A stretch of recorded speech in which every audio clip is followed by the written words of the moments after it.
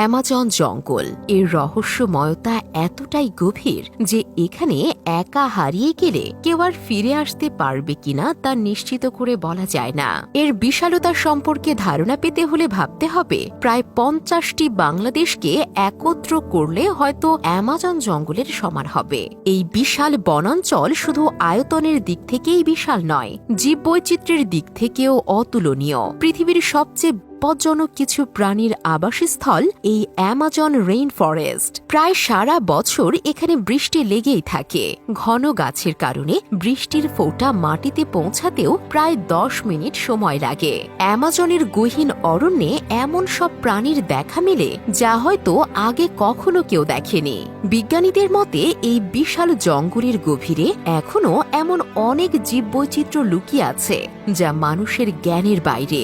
ধারণা করা হয় অ্যামাজনের বাস্তুতন্ত্রে প্রায় 80,000 প্রজাতির উদ্ভিদ এবং 25 লক্ষের বেশি কীটপতঙ্গ বাস করে। এই বনে অদ্ভুত এক প্রাণী বাস করে যা বৈদ্যুতিক ইল মাছ নামে পরিচিত। এই মাছ নিজের শরীর থেকে বিদ্যুৎ তৈরি করতে পারে। এরা সামান্য পরিমাণ বিদ্যুৎ ব্যবহার করেই শিকারকে কাবু করে ফেলে এবং তারপর শিকারকে খেয়ে ফেলে। হলিউডের সিনেমায় পিরানহার ভয়ঙ্কর রূপ দেখে অনেকেই এই গাছ সম্পর্কে জানেন।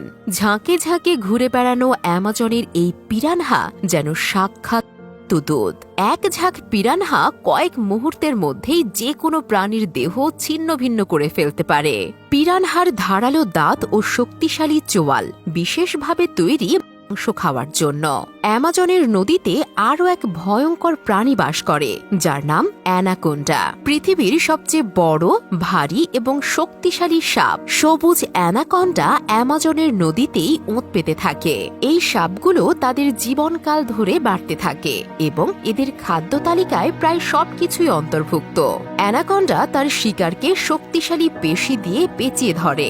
বেশিরভাগ সময় শিকারকে টেনে নিয়ে যায় পানির নিচে। কয়েক মিনিটের মধ্যেই শিকার দম বন্ধ হয়ে মারা যায়। এরপর অ্যানাকোন্ডা তার শিকারের হাড় ভেঙে সুবিধামতো আকারে নিয়ে গিলে ফেলে। অ্যামাজন শুধু ভয়ঙ্কর প্রাণীদের আবাসস্থলই নয়, এটি বিস্ময়কর রহস্যে পরিপূর্ণ। এর 13% পেরুতে অবস্থিত, যা সবচেয়ে ঘন ও ভয়ঙ্কর অংশ। এই অঞ্চলের ঘন জঙ্গলে রয়েছে ফুটন্ত পানির এক নদী। এই নদীর পানি এতটাই গরম যে এটি প্রাণীদের জীবন কেড়ে নিতে সক্ষম।